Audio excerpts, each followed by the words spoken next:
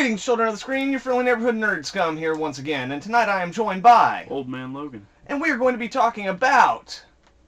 Doomsday Clock number 5. Right on, guys, so Doomsday Clock number 5 by Jeff Johns and Gary Frank.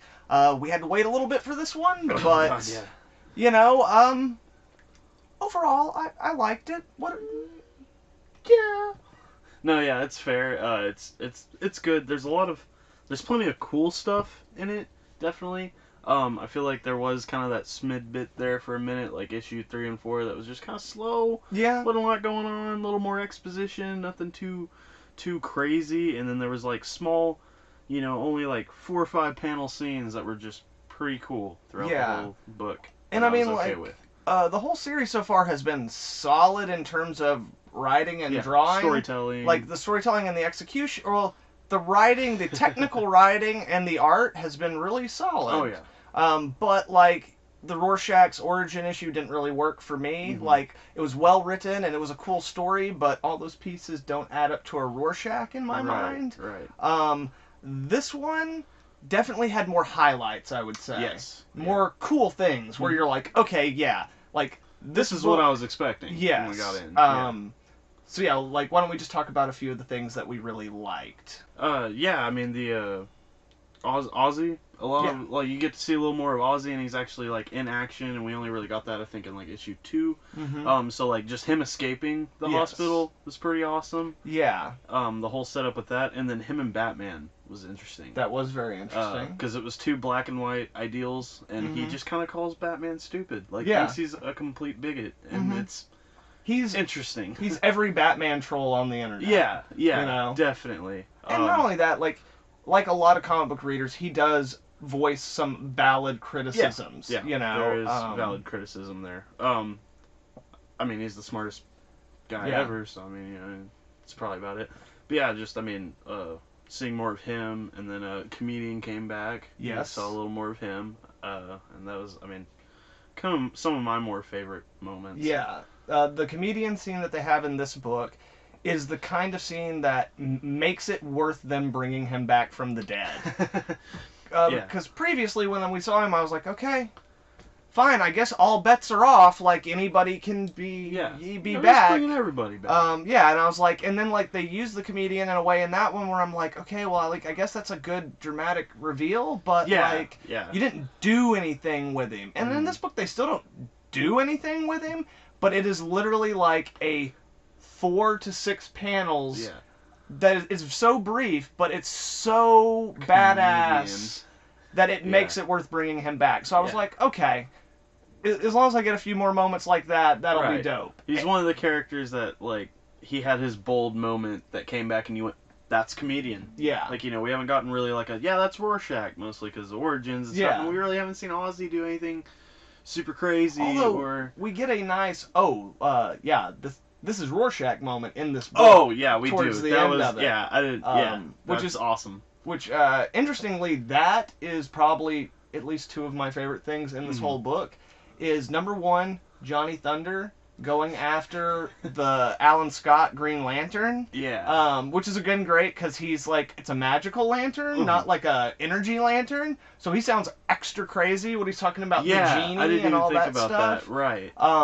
But yeah, him going for the lantern and, like, getting his ass whipped, like, hardcore by these punks. Crackheads, man. Like, that whole sequence was one of my favorite things, and then just to top it off, it's not so much the fact that Rorschach shows up and just demolishes these guys. It's the fact that while Johnny Thunder is like, he's talking about Rorschach basically beating these guys to death, and like Saturn Girl is just like, oh, don't worry, they were going to OD tonight anyway, so everything balances out. And I was like, holy shit, man. It's like where he just picks up the slack as being brutal, like, the real sociopath that comes with it is Saturn Girl. Yes. And again, like, they've played a cool thing ever since DC Rebirth started, where, like, Saturn Girl, not only is you do get the sense that, like, she's from the future anyway. Right. And you get a sense she's one of those characters that remembers all the things before they changed and stuff like that, so I'm not exactly sure what they're playing at with her, but the idea being that she has some kind of, like, precognition. And stuff like that. And some insight into what's going on. Yeah, and I've read so it seems. I've read a bit of the Legion, but not enough to be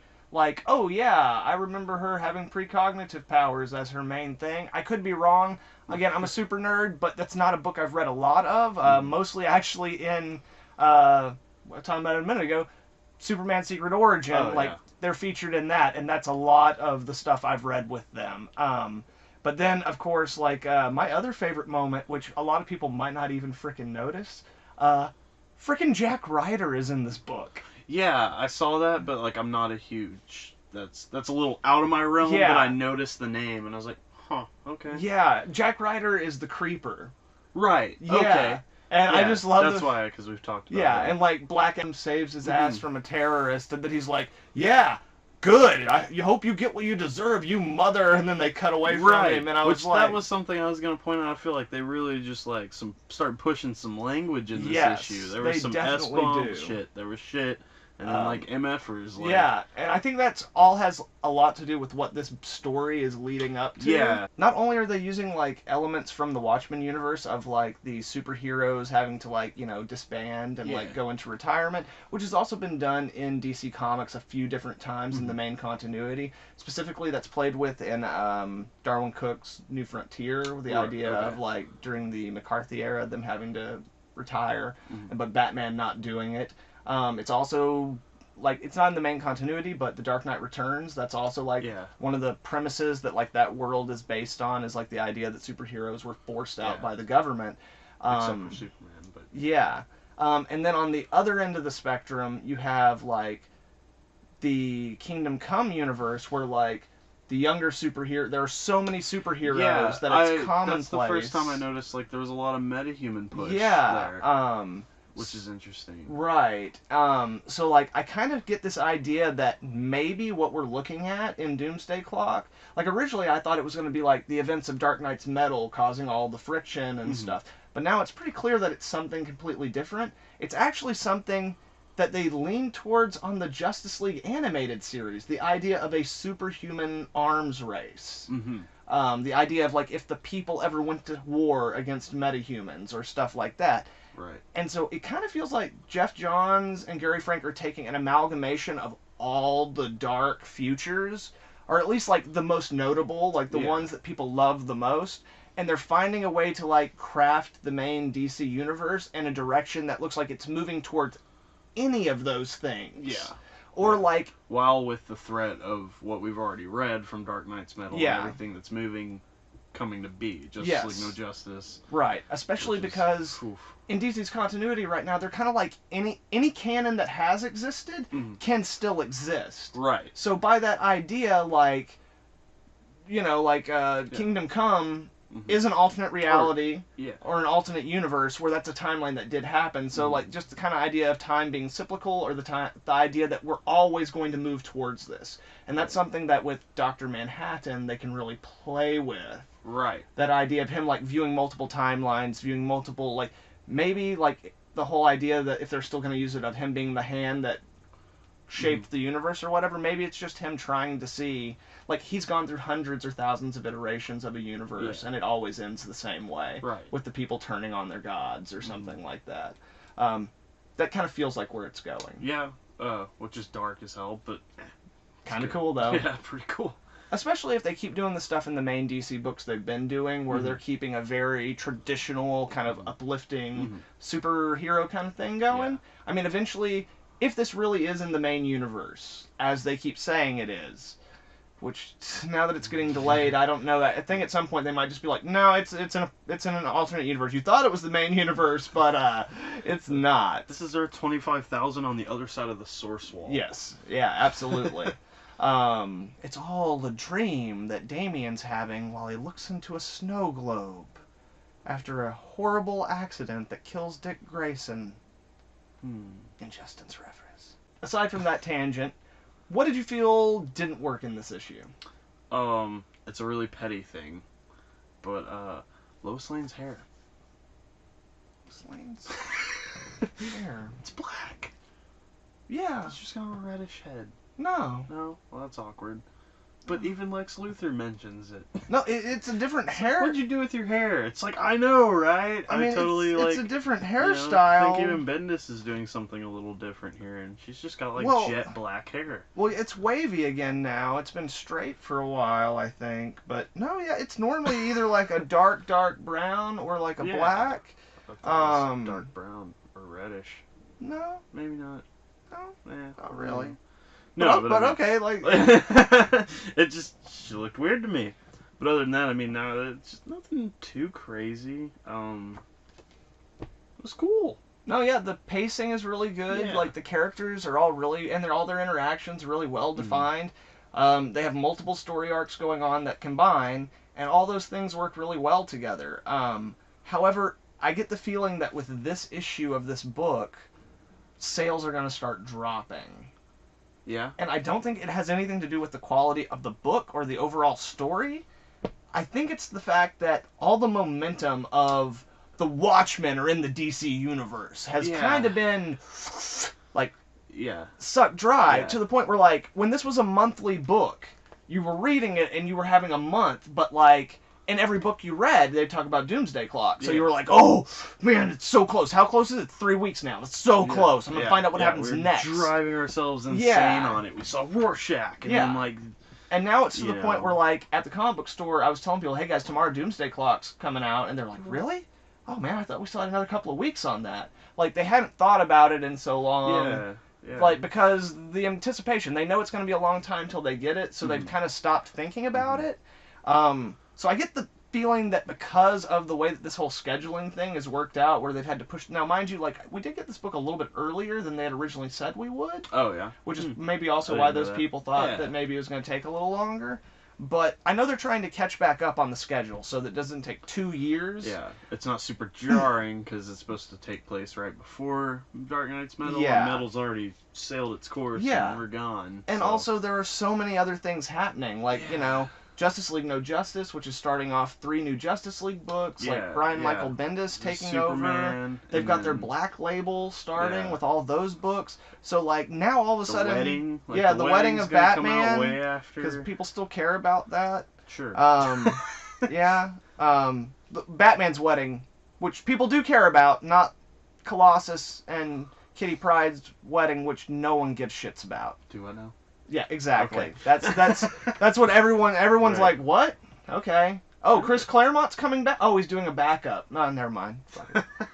Anyway, but no, yeah. I think that's actually the biggest problem this book is going to suffer from is just that when they announced it, it was when they first introduced the idea of Watchmen, it's the beginning of Rebirth, and only thing really competing with that is a bunch of crappy Marvel books no one liked, and an event Marvel was doing that no one liked, Civil War 2, and then, like, just whatever little things they had going on in DC. Yeah. But, like, now all of a sudden it has tons of things to compete with, and, like, we can tell that because of the delays, like, the impact of any Watchmen-y stuff in the DC universe is really being kept to a minimum. Yeah. So it's almost as if the story doesn't affect the rest of the DC universe at all. Yeah, and it's almost like the impact Rebirth had at the beginning is going without... Yeah. Not much. Like, the biggest thing that's came out of Rebirth is the Source Wall. Yeah, that whole thing. Which wasn't intended to be, you know... Right. Released at the time. But no, yeah. So I don't think this book has any major, horrible, outlier problems. I think the problem is just that for this book to really work the way they want it to work, you need to be able to read it closer together. Like, at this point, there are things I know I'm missing because it's been so long since I read the previous ones I forgot. Right. Which, obviously, when you buy it in trade... take time to read. Yes. So, I mean, going back and reading 5 issues when issue 6 comes out, it's a little much. Yeah, absolutely. Definitely, yeah. So, any final thoughts on this issue? I mean, just shout out on the art. It was a good-looking book. Yeah, Gary Frank's art always is awesome. It's not always pretty, because he doesn't mind catching people in realistically ugly moments. Right. But his artwork's always awesome. I do actually feel like the art on this book was probably a little bit better than on the last one. Yeah. But that might also be because we're playing with characters that are more... He's spending more time with characters more suited towards his strengths. But yeah, like, that, he's one of the reasons I got really excited by this when it was first coming out, because, like, his him and Jeff Johns on Superman Secret Origin, which, again, I mentioned earlier, is just absolutely awesome. Like, the artwork in that book is dope. And, like, he has a really great sense of, like, finding the middle ground between things that feel very realistic and things that are, like, just enough of a caricature to get the, like, over-the-top impact that you need for a comic book to really work. Just doing a couple extra lines to character models we've seen forever that just look right. Like Lex Luthor. And although I do hate the bat symbol on Batman's costume. Yeah, it's a little... It looks a lot like the... It looks like the first... fat. Yeah. It's very it's wide. very circle-y, and at the same time, it looks like the one from the first Michael Keaton movie. Okay. Which, like, in the first Michael Keaton movie, the bottom of it looks more like a spider web than like a bat wing, and like the bat's body doesn't come below the wings. It just like the wing. It's like it's like Lydia from the cartoon of Beetlejuice. Her cloaky thing she wore. It's like that. Yeah. It's like that. Lydia from Beetlejuice, the animated. I think it's about time we're going to be closing out this video, guys. What makes you say that? The look you gave me when I referenced the animated Beetlejuice show, which is the look most people give me, which lets me know... Beetlejuice, but animated? It was good. They got it at Walmart for like $30. That might be a fucking video. $30? For the full series. Oh, okay. It's a full series. Alright. That's like season 1? Are you fucking kidding me? Yeah. Anyway, that might be a video we have to do. Let us know. If you want to see Beetlejuice the Animated Series, What You Mean You Ain't Seen for the pilot episode. So, what would you rate this issue? Like, 1 through 5?